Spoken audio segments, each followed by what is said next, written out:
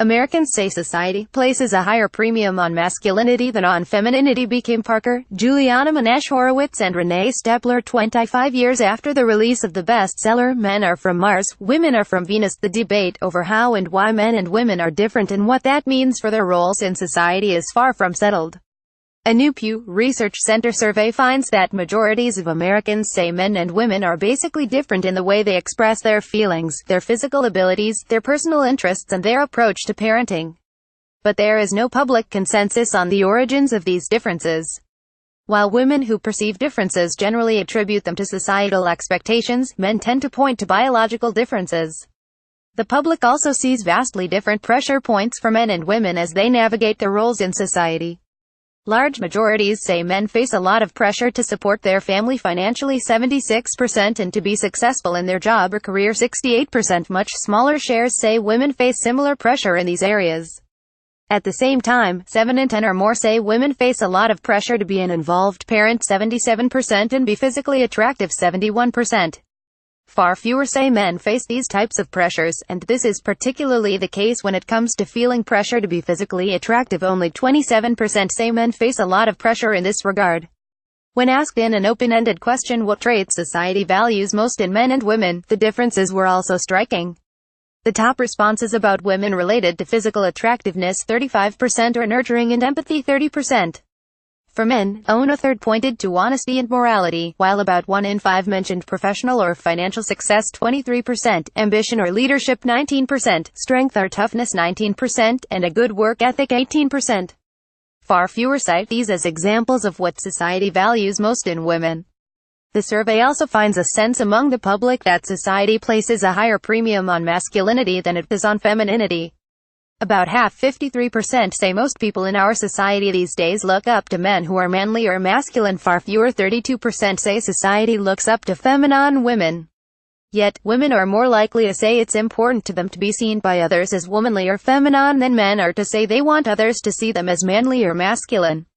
Prior to conducting the survey, Pew Research Center conducted a qualitative test with nearly 200 men who were asked to list some traits and characteristics that come to mind when they think of a man who is manly or masculine, and nearly 200 women who were asked what comes to mind when they think of a woman who is womanly or feminine. While these terms can have different meanings for different people, the qualitative testing revealed that respondents tended to associate manly or masculine with a common set of descriptions that relate to strength, confidence, and certain physical traits. Some commonly used words included strong, assertive, muscular, confident, deep voice and facial hair. When it comes to traits and characteristics used to describe women who are womanly or feminine, some frequently used terms included grace or graceful, beauty or beautiful, caring, and nurturing. Many people also mentioned wearing makeup and dresses. There are key demographic and political fault lines that cut across some of these views. Just as Republicans and Democrats are divided in their views on gender equality, they have divergent opinions about why men and women are different on various dimensions. Attitudes on gender issues also often differ by education, race and generation. The nationally representative survey of 4,573 adults was conducted online August 821 and September 14, 2017, using Pew Research Center's American Trends panel. Among the key findings, Americans are divided along gender and party lines over whether differences between men and women are rooted in biology or societal expectations. Women and men who see gender differences in some key areas tend to have divergent views of the roles biology and society play in shaping these differences. Most women who see gender differences in the way people express their feelings, excel at work, approach parenting say those differences are mostly based on societal expectations. Men who see differences in these areas tend to believe biology is the driver. Similarly, Democrats and Democratic-leaning independents are far more likely than Republicans and those who lean to the GOP to say gender differences are mostly based on societal expectations rather than on biological differences between men and women.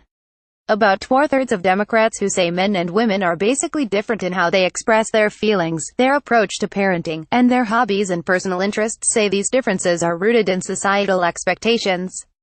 Among their Republican counterparts, about 4 in 10 or fewer share those views.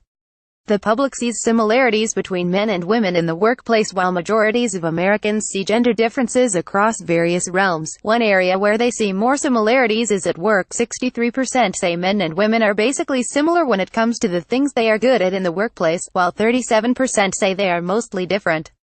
Men and women express similar views on this. Among Democrats, there is a clear sense that men and women are similar when it comes to the things they are good at in the workplace. 69% say this is the case, while 30% say men and women are basically different in this regard. While Republicans are more divided, more see similarities 55% than differences 44% in the things men and women are good at in the workplace. Millennial men are far more likely than those in older generations to say men face pressure to throw a punch if provoked, join in when others talk about women in a sexual way, and have many sexual partners. Most men say men in general face at least some pressure to be emotionally strong 86% and to be interested in sports 71%. About 6 in 10 57% say men face pressure to be willing to throw a punch if provoked, while smaller but sizable shares of men say men face pressure to join in when other men are talking about women in a sexual way 45%, and to have many sexual partners 40%. Millennial men stand out from their older counterparts in 3 of these areas. 69% say there is at least some pressure on men to be willing to throw a punch. 55% of Gen X and 53% of Boomer men, and even smaller shares of men in the silent generation 34% say men face pressure in this regard. And while about 6 in 10 millennial men say there is at least some pressure on men in general to have many sexual partners 61%, and to join in when other men are talking about women in a sexual way 57%, about 4 in 10 or fewer older men say men face at least some pressure in these areas. While the question asked about pressures men face in general, it is possible that respondents were drawing on their or their friends' personal experiences when answering. As such, the generational gaps in views of how much pressure men face in these realms may reflect, at least in part, their age and their stage in life.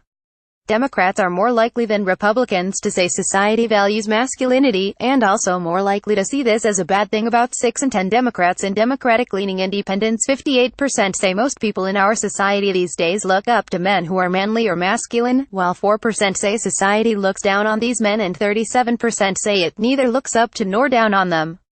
Among Republicans and those who lean to the Republican Party, 47% say society looks up to masculine men, 12% say society looks down on them, and 41% say neither answer applies.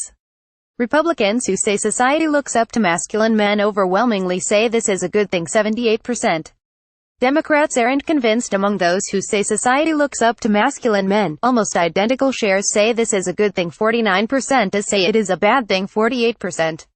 While smaller shares of Americans say most people in our society look up to feminine women than say most people look up to masculine men, a solid majority of those who say society looks up to women who are feminine 83% also say this is a good thing. Just 15% say it's a bad thing that society looks up to feminine women.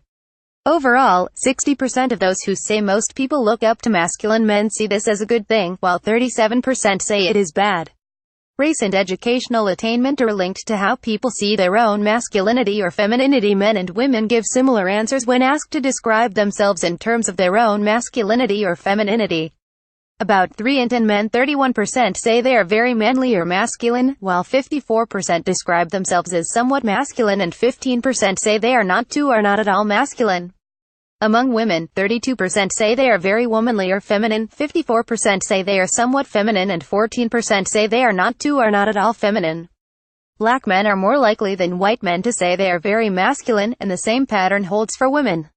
About half of black men 49% and black women 47% describe themselves as either very masculine or very feminine, compared with 28% of white men who say they are very masculine and 27% of white women who see themselves as very feminine. While about a third of men and women without a four-year college degree say they are very masculine or feminine 34% each, smaller shares of those who have a bachelor's degree or more education describe themselves this way 22% and 24%, respectively. The survey also finds a wide generational gap in the way women see their own femininity. While about half 53% of women in the silent generation say they are very feminine, about a third of Boomer 36% and Gen Y 32% women, and an even smaller share of millennial women 19% see themselves this way. There is no clear link between a man's age and the way he sees his masculinity. Among men, Republicans are more likely than Democrats to say they are very manly or masculine. 39% of Republican men, versus 23% of their Democratic counterparts, describe themselves this way. And while 21% of Democratic men say they are not at all masculine, just 8% of Republican men say the same. Views are more uniform across party lines when it comes to how women see themselves. When it comes to raising children, more see advantages in exposing girls than boys to activities typically associated with the other gender. Most adults are open to the idea of exposing young girls and boys to toys and activities that are typically associated with the opposite gender. About three-quarters, 76%, say it's a good thing for parents of young girls to encourage their daughters to play with toys or participate in activities that are typically associated with boys. A somewhat smaller majority, 64%, says it's a good thing for parents of young boys to encourage them to play with toys or participate in activities usually thought of as being for girls. Women are more likely than men to say parents should encourage their children to engage in activities that are typically associated with the opposite gender, but the difference is more pronounced when it comes to views about raising boys. Large majorities of women, 80%, and men, 72%, say it's a good thing for parents of young girls to do this. 71% and 56%, respectively, say parents of young boys should encourage them to play with toys or participate in activities typically associated with girls. Democrats and Democratic-leaning independents are more likely than Republicans and those who lean Republican to say it's good for parents to break with gender norms in raising children, and here, too, the difference is most pronounced when it comes to raising boys. About 8% in Democrats, 78% versus 47% of Republicans, say it's a good thing for parents of young boys to encourage them to play with toys and participate in activities typically associated with girls. Americans differ over what should be emphasized in raising boys versus girls. Americans offer different assessments of how boys and girls are being raised these days when it comes to specific traits and behaviors. The biggest gap can be seen in encouraging children to talk about their feelings when they are sad or upset. 59% of adults say there is too little emphasis on encouraging boys to talk about their feelings, while only 38% say the same about girls. 51% say things are about right in this area when it comes to girls. And while 51% say there should be more emphasis on encouraging boys to do well in school, somewhat smaller shares, 43%, say there should be more emphasis on this for girls. When it comes to what's lacking for girls these days, more Americans say there is too little emphasis on encouraging girls to be leaders and to stand up for themselves than say there is too little emphasis when it comes to encouraging boys in these areas.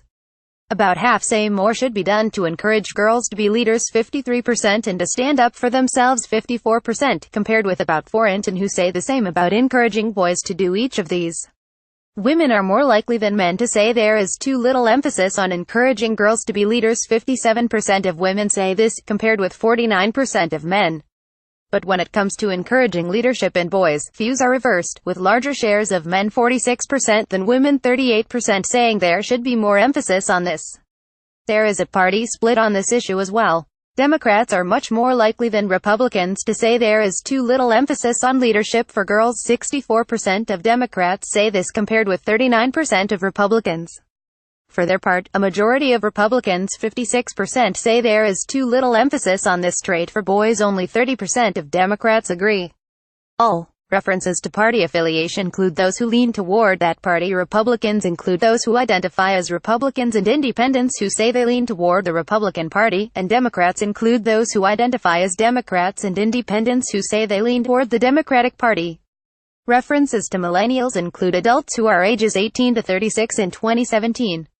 Generation Zers include those who are ages 37 to 52, baby boomers include those who are 53 to 71, and members of the silent generation include those ages 72 to 89. References to college graduates or people with a college degree comprise those with a bachelor's degree or more.